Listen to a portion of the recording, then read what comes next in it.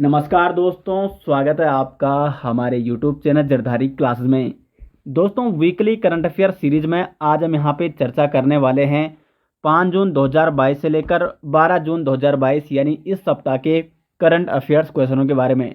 इस सप्ताह के टॉप 25 करंट अफेयर्स क्वेश्चन, जिसमें उत्तराखंड, राष्ट्रीय और अंतर्राष्ट्रीय स्तर के सभी महत्वपूर्ण करंट अफेयर्स क्वेश्चन हम इस वीडियो में लेके आए हैं।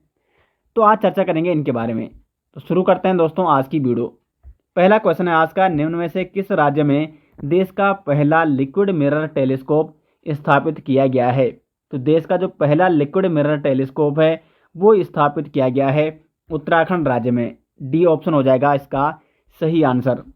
जानते हैं इसके बारे में डिटेल्स। उत्तराखंड के एक पहाड़ी देवस्थल के ऊपर देश का पहला और एशिया में सबसे बड़ा पहला लिक्विड मिरर टेलीस्कोप स्थापित किया गया है।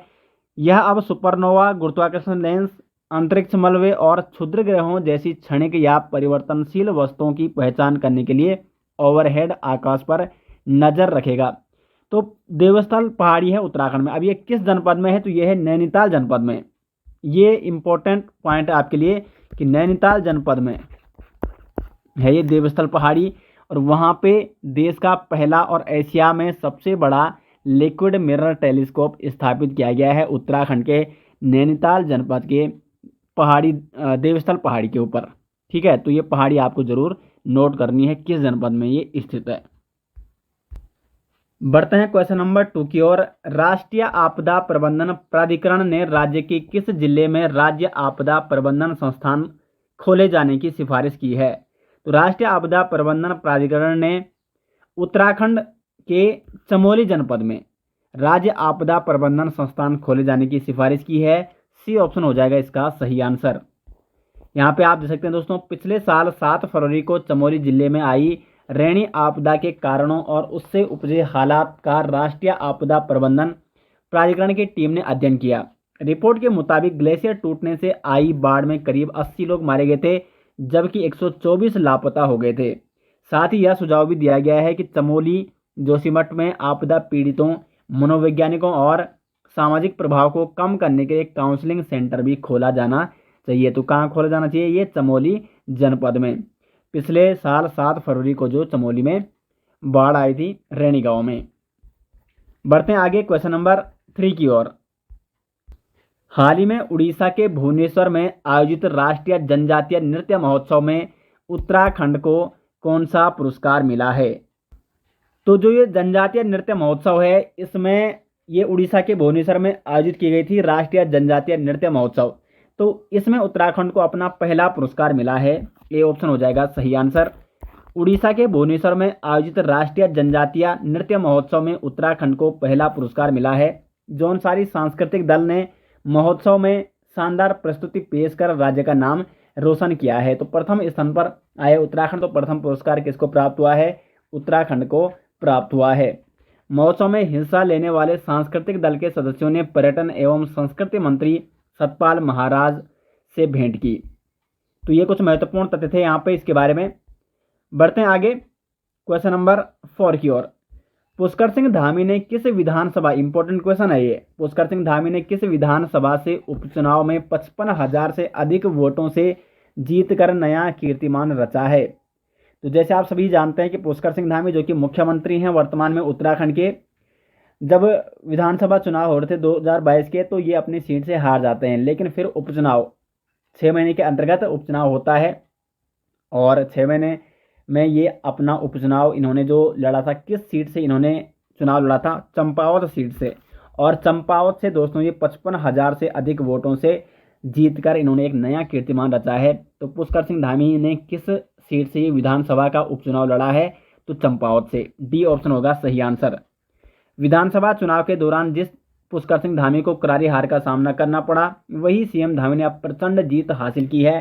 चंपावत उपचुनाव में उन्होंने 93% वोट लेकर एक रिकॉर्ड कायम कर दिया है, और उन्होंने कांग्रेस उम्मीदवार निर्मला गहतोड़ी को लगभग 55,000 से ज़्यादा वोटों के अंतर से शिकस्त दी है। तो चंपावत सीट से इन्होंने अपना उपचुनाव वो जीत लिया है मुख्यमंत्री पुष्कर सिंह धामी ने।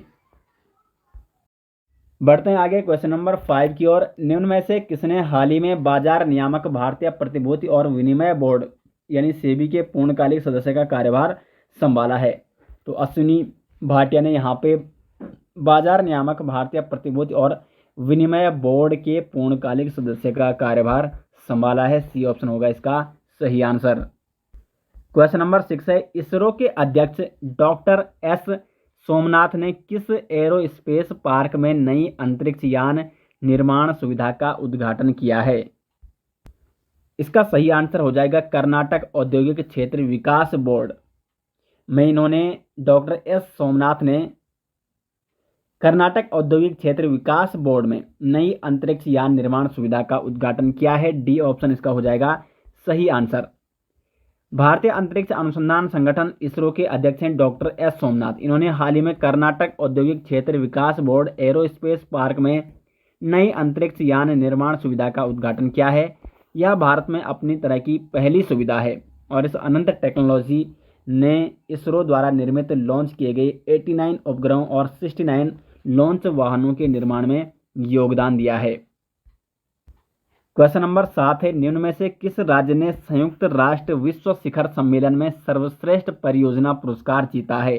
तो मेघालय राज्य ने संयुक्त राष्ट्र विश्व शिखर सम्मेलन में जीता है सर्वश्रेष्ठ परियोजना पुरस्कार। सी ऑप्शन हो जाएगा इसका सही आंसर। यहाँ पे आप देख सकते हैं मेघालय ने हाल ही में संयुक्त राष्ट्र विश्व शिखर सम्मेलन में सर्वश्रेष्ठ परियोजना पुरस्कार जीता है। ITU के महासचिव हॉलिन झाओ ने जिनेवा स्विट्जरलैंड में आयोजित WSIS फोरम पुरस्कार 2022 में मुख्यमंत्री कोनराड के संगामा को विजेता पुरस्कार प्रदान किया है। तो ये है मेघालय राज्य जिसने संयुक्त राष्ट्र विश्व शिखर सम्मेलन में सर्वश्रेष्ठ परियोजना पुरस्कार जीता है। क्वेश्चन नंबर 8 है, निम्न में से किस राज्य सरकार ने गर्भवती महिलाओं के लिए विशेष स्वास्थ्य देखभाल अभियान आंचल शुरू किया है? तो आंचल एक अभियान है जो कि गर्भवती महिलाओं के लिए विशेष स्वास्थ्य और देखभाल के लिए शुरू किया गया है आंचल अभियान, और ये शुरू किया है राजस्थान सरकार ने। डी ऑप्शन उसका हो जाएगा सही आंसर। इंपॉर्टेंट प्रश्न है।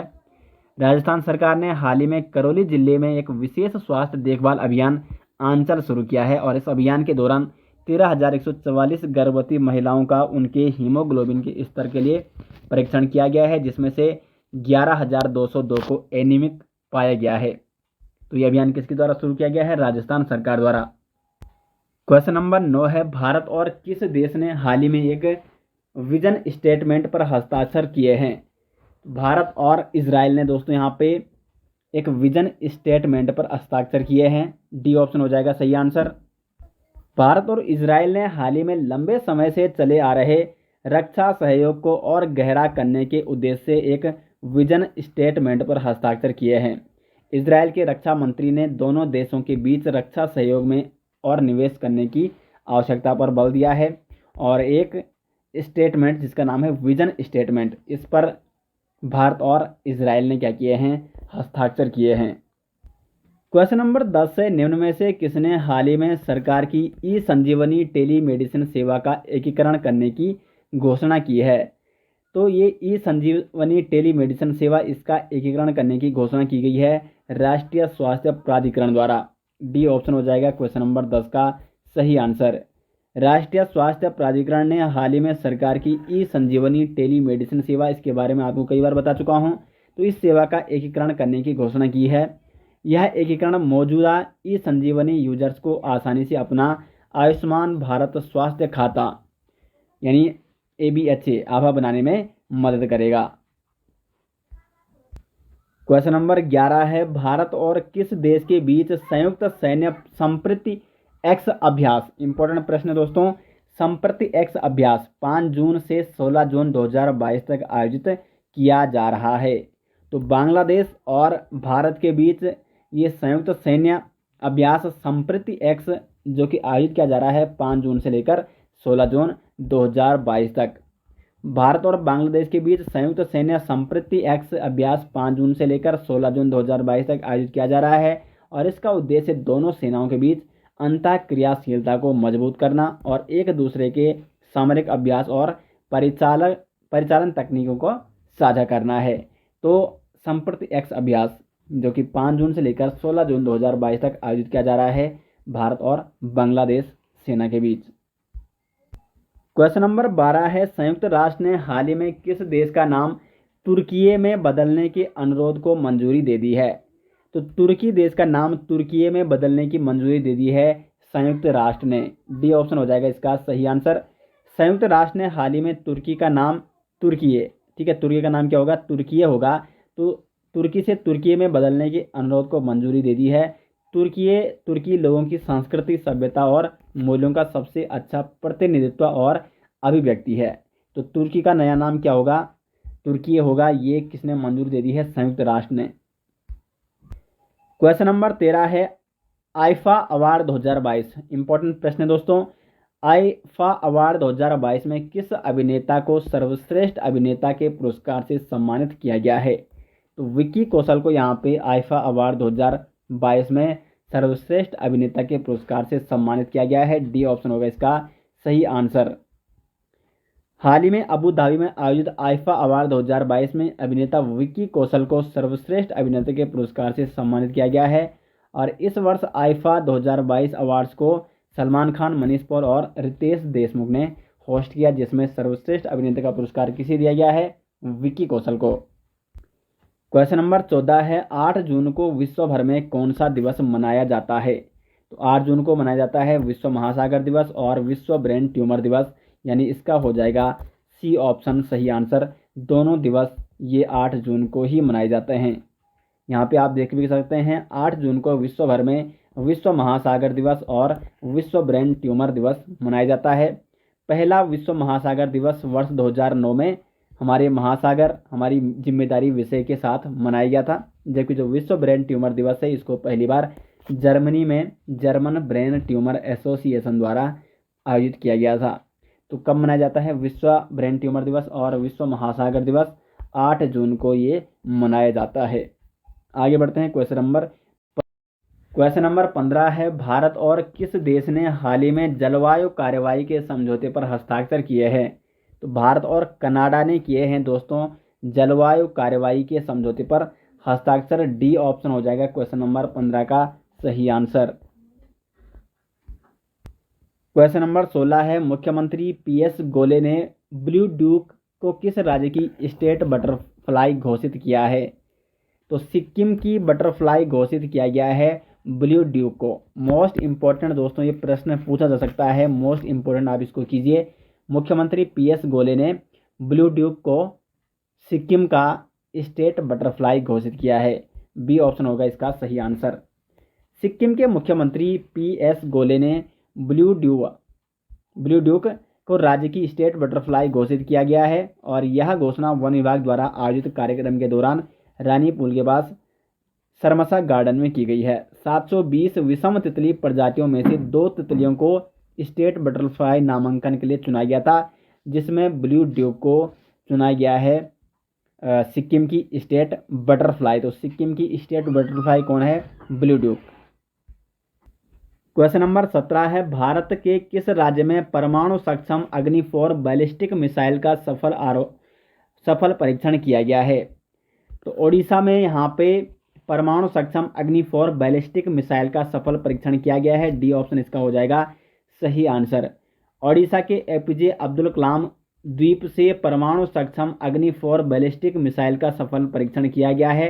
यह मिसाइल की मारक क्षमता करीब लगभग 4000 किलोमीटर है और इससे पहले भारत ने सुखोई फाइटर जेट में ब्रह्मोस सुपरसोनिक क्रूज मिसाइल के विस्तारित रेंज संस्करण का सफलतापूर्वक परीक्षण किया था। और अब यहाँ पे उड़ीसा में भारत ने कर दिया है परमाणु सक्षम अग्नि 4 बैलिस्टिक मिसाइल का सफल परीक्षण। कहाँ से किया है? उड़ीसा से। क्वेश्चन नंबर 18 है, हाल ही में किसने म्यूचुअल फंड पर सलाहकार समिति का पुनर्गठन किया है? तो ये किया है सेबी ने म्यूचुअल फंड पर सलाहकार समिति का पुनर्गठन किया है। सी ऑप्शन हो जाएगा इसका सही आंसर। क्वेश्चन नंबर 19 से, केंद्रीय गृह मंत्री अमित शाह ने हाल ही में किस शहर में राष्ट्रीय जनजातीय अनुसंधान संस्थान का उद्घाटन किया है? तो दिल्ली में यहाँ पे केंद्रीय गृह मंत्री अमित शाह ने राष्ट्रीय जनजातीय अनुसंधान संस्थान का उद्घाटन किया है। ए ऑप्शन इसका हो जाएगा सही आंसर। केंद्रीय गृह मंत्री अमित शाह ने हाल ही में राजधानी दिल्ली में राष्ट्रीय जनजातीय अनुसंधान संस्थान का उद्घाटन किया है। यह राष्ट्रीय स्तर का एक प्रमुख संस्थान होगा और यह शैक्षणिक, विधायी और कार्यकारी क्षेत्रों में जनजातीय चिंताओं, मामलों और मुद्दों का एक प्रमुख केंद्र बन जाएगा। तो कहाँ ये यहाँ पे उद्घाटन इसका किया गया है? दिल्ली में। किसके द्वारा? केंद्रीय गृह मंत्री अमित शाह द्वारा। क्वेश्चन नंबर 20 है, 10 जून को विश्व भर में कौन सा दिवस मनाया जाता है? तो 10 जून को मनाया जाता है विश्व भूगर्भ जल दिवस के रूप में। ए ऑप्शन हो जाएगा यहाँ पे सही आंसर। 10 जून को विश्व भर में विश्व भूगर्भ जल दिवस मनाया जाता है। अब भूमिगत जल स्रोतों के दोहन से स्थिति भयावह होती जा रही है और गर्मी के दिनों में क्या हो रहा है, दूरस्थ ग्रामीण इलाकों में रहने वाले ग्रामीण पानी के लिए भटकते जा रहे हैं। तो लोगों को इसके बारे में जागरूक करने के लिए मनाया जाता है विश्व भूगर्भ जल दिवस प्रतिवर्ष 10 जून को। क्वेश्चन नंबर 21 है और ये आज का सबसे महत्वपूर्ण प्रश्न है क्योंकि सूचकांक से बहुत सारे प्रश्न पूछे जाते हैं एग्जाम में। 2022 में पर्यावरण प्रदर्शन सूचकांक में 180 देशों की सूची में भारत कौन से स्थान पर रहा है? तो 180 देशों की सूची में पर्यावरण प्रदर्शन सूचकांक में रहा है भारत 180वें स्थान पर, यानी सबसे अंत में रहा है भारत, सबसे नीचे। डी ऑप्शन हो जाएगा क्वेश्चन नंबर 21 का सही आंसर। 2022 पर्यावरण प्रदर्शन सूचकांक में 180 देशों की सूची में भारत 180वें स्थान पर रहा है। येल और कोलंबिया विश्वविद्यालय के शोधकर्ताओं द्वारा यह सूचकांक जारी किया गया है। 18.9 के समग्र स्कोर के साथ भारत अंतिम स्थान पर आया, जबकि डेनमार्क विश्व के सबसे स्थायी देश के रूप में पहले स्थान पर रहा है। तो जो ये 2022 में जारी की गई है पर्यावरण प्रदर्शन सूचकांक रिपोर्ट, 180 देशों की रिपोर्ट है, प्रथम स्थान पर आया है। प्रथम स्थान पर कौन आया है यहाँ पे? वो आया है यहाँ पे डेनमार्क। ठीक है, प्रथम स्थान पर डेनमार्क और 180वें स्थान किसका है? वो है भारत का। क्वेश्चन नंबर 22 है, भारतीय हॉकी टीम ने फाइनल में किसे हराकर स्विट्जरलैंड के लुसाने में पहली FIH हॉकी 5S चैंपियनशिप जीती है? तो पोलैंड हॉकी टीम को हराकर भारतीय हॉकी टीम ने स्विट्जरलैंड के लुसाने में पहली FIH हॉकी 5S चैंपियनशिप जीती है। ए ऑप्शन हो जाएगा इसका सही आंसर। भारतीय पुरुष हॉकी टीम ने फाइनल में पोलैंड को 6-4 से हराकर स्विट्जरलैंड के लुसाने में पहली FIH हॉकी 5S चैंपियनशिप जीती है, जबकि इससे पहले भारत ने शानदार प्रदर्शन करते हुए मलेशिया को 7-3 से हराया था, जिसमें भारत ने दूसरे हाफ में 4 गोल किए थे। तो कुल मिला के फाइनल में इन्होंने किसको हरा दिया है? पोलैंड को हरा दिया है भारतीय हॉकी टीम ने। क्वेश्चन नंबर 23 है, श्रेयस जी होसूर हाल ही में आयरनमैन ट्रायथलॉन को पूरा करने वाले कौन से भारतीय रेलवे अधिकारी बन गए हैं? तो ये बने हैं आयरनमैन ट्रायथलॉन को पूरा करने वाले पहले भारतीय रेलवे अधिकारी। ए ऑप्शन हो जाएगा सही आंसर। श्रेयस जी होसूर हाल ही में आयरनमैन ट्रायथलॉन को पूरा करने वाले पहले भारतीय रेलवे अधिकारी बन गए हैं। उन्होंने विश्व में सबसे कठिन एकल दिवसीय खेल आयोजन माने जाने वाले आयरनमैन ट्रायथलॉन को पूरा किया और इस आयोजन में 3.8 किलोमीटर तैराकी, 180 किलोमीटर साइकिल चलाना और 42.2 किलोमीटर दौड़ शामिल हैं। तो इसको पूरा करने वाले ये बन चुके हैं पहले भारतीय रेलवे अधिकारी। आगे बढ़ते हैं 24 की ओर। हिंदुस्तान यूनिलीवर को पीछे छोड़कर कौन सी कंपनी भारत की सबसे बड़ी FMCG कंपनी बन गई है? तो अदानी विल्मर ये कंपनी बन गई है भारत की सबसे बड़ी FMCG कंपनी। क्वेश्चन नंबर 25 है, निम्न में से किस राज्य की प्रियंका मोहिते 8000 मीटर से ऊपर की 5 चोटियों पर चढ़ने वाली पहली भारतीय महिला बन गई है? महत्वपूर्ण प्रश्न है। तो प्रियंका मोहिते जो कि है महाराष्ट्र की, और इन्होंने 8000 मीटर से ऊपर की 5 चोटियों पर चढ़कर पहली भारतीय महिला ये बन चुकी हैं जिन्होंने ये मुकाम हासिल किया है। तो प्रियंका मोहिते कहाँ की हैं? ये हैं 8000 यहाँ महाराष्ट्र की। महाराष्ट्र के सतारा जिले की प्रियंका मोहिते हाल ही में 8000 मीटर से ऊपर की 5 चोटियों पर चढ़ने वाली पहली भारतीय महिला बनी हैं। कंचनजंगा पर्वत पर चढ़ने के बाद प्रियंका ने यह मुकाम हासिल किया है। आगे बढ़ते हैं क्वेश्चन नंबर 26 की ओर। 12 जून को विश्व भर में कौन सा दिवस मनाया जाता है? तो 12 जून को मनाया जाता है विश्व बाल श्रम निषेध दिवस के रूप में। ए ऑप्शन हो जाएगा 26 का सही आंसर। यहाँ पे आप देख सकते हैं 12 जून को विश्व भर में विश्व बाल श्रम निषेध दिवस मनाया जाता है। 19 वर्ष पहले इसकी शुरुआत अंतर्राष्ट्रीय श्रम संगठन ने बाल श्रम को रोकने के लिए की गई थी और इस दिन को मनाए जाने का उद्देश्य है बच्चों से मजदूरी न कराकर उन्हें शिक्षा दिलाने और आगे बढ़ाने के लिए जागरूकता बढ़ाना या जागरूक करना। तो 12 जून को मनाया जाता है विश्व भर में विश्व बाल श्रम निषेध दिवस। तो दोस्तों ये थे इस सप्ताह के टॉप 26 प्रश्न। उम्मीद करते हैं आपको ये वीडियो पसंद आई, और वीडियो अगर पसंद आए तो वीडियो को लाइक और शेयर जरूर करें। और इसके नोट्स आपको हमारी एप्लीकेशन में मिल जाएंगे निःशुल्क। बिल्कुल प्ले स्टोर में आप सर्च कीजिए उत्तराखंड जी के निःशुल्क एप्लीकेशन, हमारी सबसे ऊपर आ जाएगा उत्तराखंड जनरल नॉलेज के नाम से एसजे ग्रुप का ऐप, उसको इंस्टॉल कीजिए। तो मिलते हैं दोस्तों नेक्स्ट विषय, तब तक के लिए धन्यवाद।